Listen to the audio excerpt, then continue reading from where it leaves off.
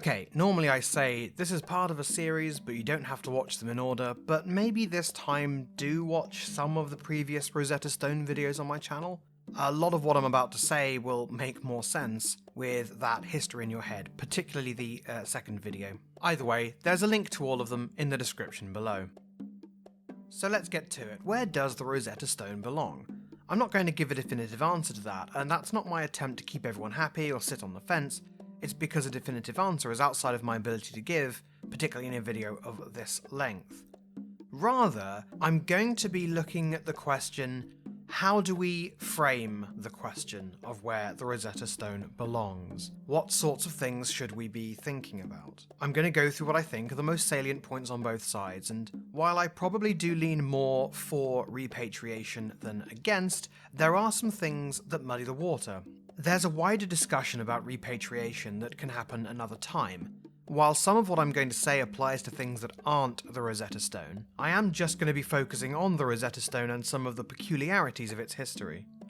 I do feel it's important to acknowledge that yes, I'm white British, and yes, our history is taught to us in a very Eurocentric, even white supremacist way, and yes, it is a struggle to separate all of that out of my perceptions. As it happens, I don't think I have any particular fondness for the Rosetta Stone or the British Museum, and my political leanings tend to make me very critical of the British Empire, and of both imperialism and colonialism in general. But I have a lot of unconscious biases, which may colour my beliefs, however much I hope not. So as I said, my initial orientation is that I'm pro-repatriation. There are some cases where it's an unambiguous position.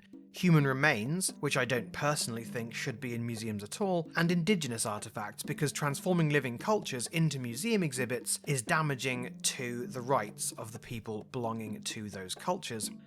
Both of these are for me questions of human rights and social justice. Obviously the Rosetta Stone isn't human remains, nor is it an object pertaining to extant indigenous culture. The culture that built it doesn't exist anymore. In fact, if we're being specific, the culture that built it was the Ptolemaic ruling elite who were left Egypt in Alexander the Great's will, basically. The stone itself commemorates the divinity of a foreign king, a man who could not read 2/3 of the stone because he never learned Egyptian. And it wasn't an artifact of importance to either the Ottoman rulers or the Egyptians they ruled. It was found, as you may remember, as construction scrap in a fort built by Egypt's one-time ruling caste, the Mamluks, and taken by the French from Ottoman forces. Undeniably, of course, many Egyptians were killed by the French, British and Ottoman armies as the two European superpowers used the Nile Delta to settle their differences, so every artifact taken from Egypt in that hall, including the Rosetta Stone, was steeped in Egyptian blood and arguably still is. Two positions usually take over discussions on this topic: cultural nationalism and cultural internationalism. I'm being very broad in my description of them, but roughly, cultural nationalism holds that artifacts should not be taken out of their proper context, and that national pride is a consideration in the ownership of the objects. Cultural internationalism holds that there is value in removing that context so that the whole world can benefit from displaying the artifacts. I happen to think neither of these positions is coming from the right place.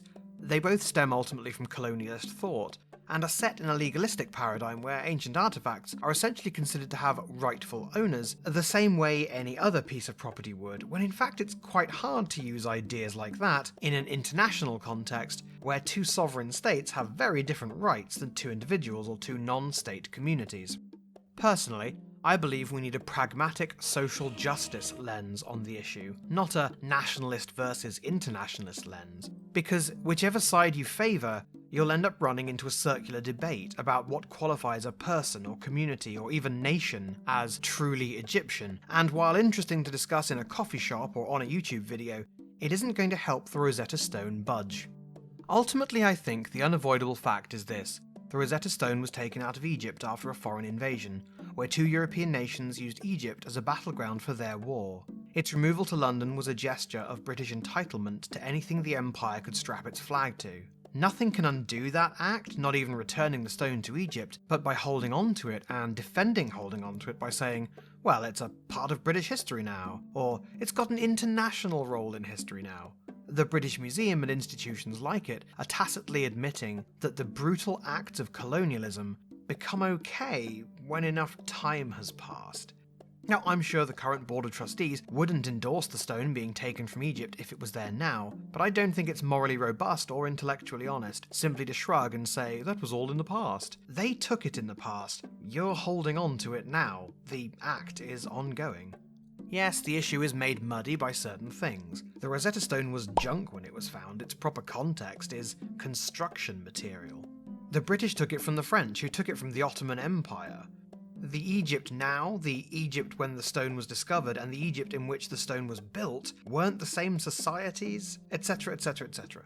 But these difficult questions won't be addressed by forming into nationalist and internationalist sects.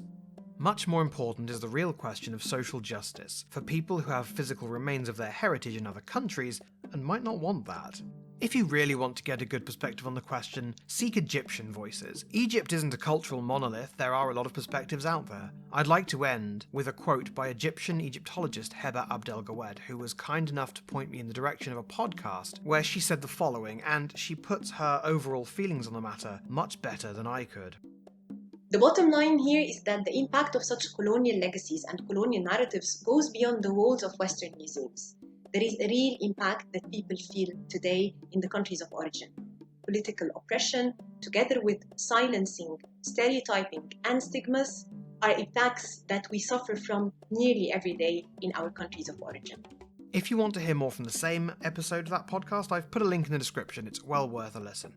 That's quite a lot to think about from a short video, so I'll leave it there. Or rather, I'll leave it to you. I really want to know what you all think. Let's just remember not to take other people's opinions about the Rosetta Stone personally, and not to make them personal.